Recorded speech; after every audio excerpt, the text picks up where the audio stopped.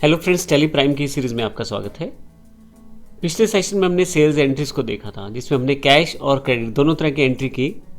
आइए इस सेशन से शुरू करते हैं हम किस प्रकार से हम पेमेंट की एंट्री और रिसीविंग पेमेंट की एंट्री किस प्रकार से कर सकते हैं। यानी कि अगर हम किसी को पे करते हैं या किसी से पेमेंट लेते हैं तो ऐसे केसेस में एंट्री किस प्रकार से की जा सकती है।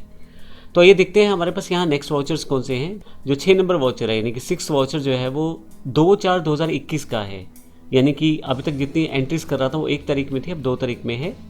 मैं आपको ये बता दूं कि टेली प्राइम में आपके पास 3 डेट्स टोटली फ्री रहती हैं एजुकेशन वर्जन में।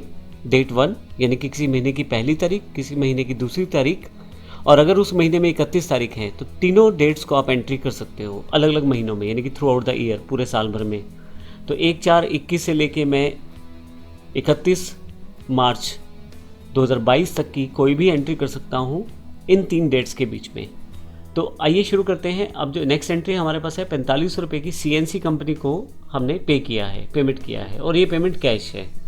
तो ये देखते हैं किस प्रकार से हम एंट्री कर सकते हैं। सबसे पहले इसमें इंपॉर्टेंट ये समझना है कि वाउचर टाइप इसमें पेमेंट रहेगा, क्योंकि हमने पेमेंट करना है, और पार्टी नेम CNC है और 45 रुपये मैंने पे किए हैं। तो आइए देखते हैं। तो सबसे पहले पेमेंट वाउचर की एंट्री करने के लिए हमें टाइप ऑफ वाउचर पेमेंट करना पड़ेगा। तो उसके लिए आपके पास राइट हैंड साइड पे देखिए पेमेंट ऑप्शन है, यहाँ पे बटन के रूप में अवेलेबल है। मैं चाहूँ तो शॉर्टकट के रूप में F5 बटन को प्रेस कर सकता हूँ। मैं पेमेंट पे क्लिक कर देता हूँ यहाँ से।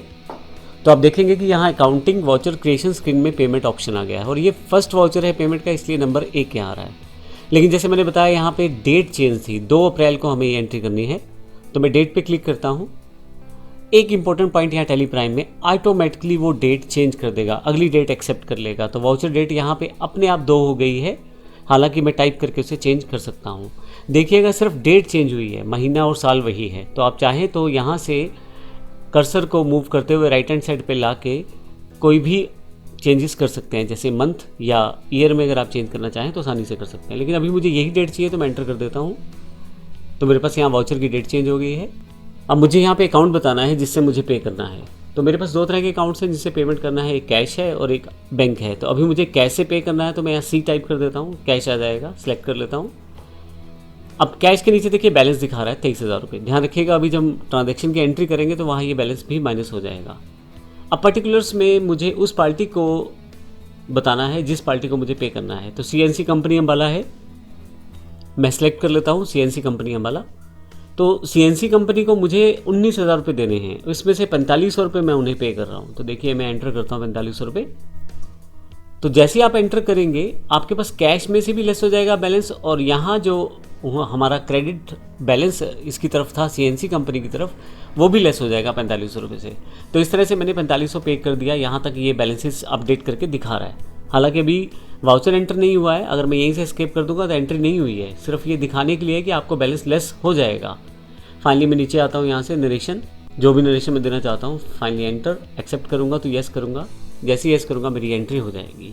तो इस तरह से मैं किसी को कैश पेमेंट करना चाहता हूँ तो कर सकता हूँ। तो ये मैंने जो गुड्स परचेज़ किए थे उसकी पेमेंट मैंने CNC कंपनी को वापस की है। अब नेक्स्ट एंट्री जो मेरे पास इसी सेक्शन के अंतर्गत है, 8,000 मुझे रिसीव हुए हैं दिनेश एंड सन्स के द्वारा। तो दिनेश एंड सन्स को मैंने गुड्स सोल्ड किए थे, यानी कि बेचा था सामान। तो उनसे जो मुझे 8,000 रुपये मिले हैं उसको मुझे रिसीप्ट वाउचर में एंट्री करना है। अगर आप यहाँ ध्यान दें तो इसकी जो डेट है वो भी 2 तारीख है। तो ये देखते हैं इसको किस प्रकार से हम टेली प्राइम के अंतर्गत एंटर कर सकते हैं। तो फिर से वाउचर क्रिएशन स्क्रीन पे हूँ मैं। यहाँ पे मेरे पास पेमेंट का वाउचर सिलेक्टेड है, जबकि अब की बार मुझे पेमेंट रिसीव करना है। तो ऐसे केस में यहाँ पे मेरे पास रिसीव वाउचर है, F6 उसका शॉर्टकट की है, आप क्लिक कर सकते हैं। चाहें तो मैं यहाँ क्लिक कर देता हूँ तो मेरे पास यहाँ रिसीव वाउचर अवेलेबल हो जाएगा। रिसीव वाउचर की डेट भी 2 ही थी, यानी कि 2 अप्रैल थी। तो मैं यहाँ डेट नहीं चेंज कर रहा, और साथ में यहाँ पे वाउचर नंबर खुद ही उसने 1 एक्सेप्ट कर लिया है। फिर से अकाउंट, मुझे यहाँ अकाउंट की इन्फॉर्मेशन देनी है जिसपे मुझे यहाँ पे पेमेंट रिसीव करना है। तो मेरे पास यहाँ जो अकाउंट है वो है कैश। मैं यहाँ C टाइप करता हूँ तो कैश आ जाएगा। और पर्टिकुलर में यहाँ यदि आप देखें तो 18,500 बैलेंस दिखा रहा है कैश का। अब पर्टिकुलर में मुझे उस पार्टी का नाम देना है जिससे मुझे ये पेमेंट रिसीव हो रहा है। तो दिनेश एंड सन्स के नाम से मेरी पार्टी है। मैं D टाइप करूँगा तो दिनेश एंड सन्स यहाँ लेजर अकाउंट्स में आ जाएगा। मैं क्लिक कर देता हूँ। अमाउंट मुझे कितना रिसीव होना है उसकी जानकारी मुझे देनी है। 8,000 रुपये मुझे मिलेंगे दिनेश एंड सन्स से। तो आप बैलेंस देखिएगा, कैश का 18,500 है और दिनेश एंड सन्स का 2800 रुपये है। तो अगर मैं यहाँ 8000 रुपये की एंट्री करता हूँ तो आप देखेंगे यहाँ पे मेरे पास कैश बढ़ गई है और दिनेश एंड सन्स का जो बैलेंस है वो कम हो गया है, क्योंकि वो बैलेंस मेरे पास रिसीव हो जाएगा। तो मैं यहाँ एंटर करता जाता हूँ। और अगर आपके पास एक से ज़्यादा पार्टीज़ हैं, हम उनसे भी पेमेंट एक ही वाउचर में कलेक्ट कर सकते हो, जिनको हम आगे आने वाले सेशन में देखेंगे। लेकिन अभी के लिए केवल एक ही लेज़र है तो मैंने यहाँ रखा है। लेकिन अगर आपके पास एक से अधिक लेज़र्स हैं तो अब जब यहाँ आएंगे तो यहाँ पे उसी पार्टी का नाम आपको दोबारा देना है और यहाँ पे उस अमाउंट की एंट्री आपको करनी है। हालांकि मेरे पास अभी एक ही पार्टी है तो मैं अभी इसी की एंट्री करता हूँ। मैं यहाँ नरेशन प्रोवाइड करवा देता हूँ। फाइनली मुझे येस करना है, एक्सेप्ट करना है, तो मेरे पास ये एंट्री एक्सेप्टेड हो जाएगी। तो इस तरह से मैंने देखा कि किस प्रकार से हम कैश जब पे करते हैं तो एंट्री किस तरह से होगा पेमेंट वाउचर में, और जब रिसीव करेंगे तो वो किस तरह से मुझे रिसीव होगी।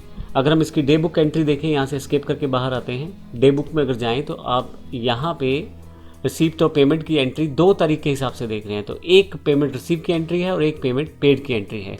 CNC कंपनी को मैंने पे किया है 4500 रुपये, पेमेंट वाउचर यहाँ पे है, और दिनेश एंड सन्स को से मुझे मिले हैं 8000 रुपये, वो मेरे पास वाउचर नंबर 1 रिसीप्ट वाउचर है। तो इस तरह से आप इसको देख सकते हैं। यहाँ से यहाँ एक और इम्पोर्टेंट बात, अभी आप देखेंगे 2 ही वाउचर दिखा रहा है। अगर मैं यहाँ पे डेट चेंज कर दूँ, मान लीजिए 1 कर दूँ, तो अब मेरे पास 1 तारीख का वाउचर दिखा रहा है। लेकिन अगर मैं सारे वाउचर देखना चाहता हूँ तो कैसे पॉसिबल होगा? इसके लिए आप यहाँ बटन के साथ दिए गए छोटे से लेस देन वाले बटन पे क्लिक करेंगे। ये सिंबलाइज बटन है, जब आप क्लिक करेंगे तो और ऑप्शन खुल जाएंगे यहाँ पे। तो इसमें डेट और पीरियड 2 ऑप्शन हैं।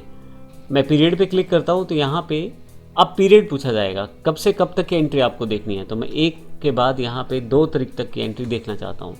तो आप देखेंगे पेमेंट की, रिसीप्ट की, कॉन्ट्रा, सेल, परचेज, जितना भी मैंने एंट्री किया है इन 2 डेट के बीच में, सबकी इन्फॉर्मेशन यहाँ पे अवेलेबल है।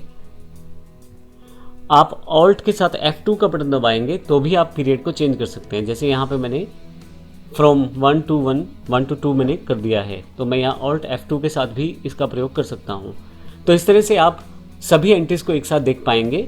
और मैंने जैसे पहले भी बताया था कि आप वाउचर टाइप के बिहाफ पे भी आप इसे फिल्टर करके देख सकते हो। जैसे मुझे सिर्फ पेमेंट की एंट्रीज देखनी है तो मैं पेमेंट सेट कर लेता हूँ, तो इस पर्टिकुलर ड्यूरेशन या पर्टिकुलर डेट में केवल पेमेंट की एंट्री मुझे दिखाई जाएंगी।